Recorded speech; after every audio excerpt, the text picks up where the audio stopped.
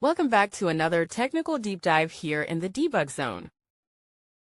Today we're tackling a big question and breaking it down with us from other users. Hopefully this clears up some misconceptions and helps you get the answer you need. So buckle up, stay a little curious, and let's jump right in.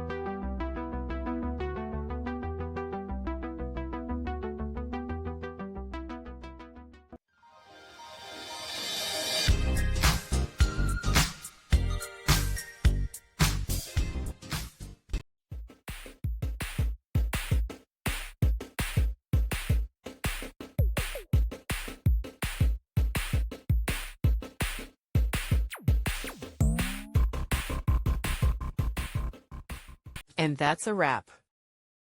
I hope you found the answer you were looking for. If you did, take a second to hit that subscribe button. It really helps out. And let me know in the comments which solution worked best for you. See you next time in the debug zone.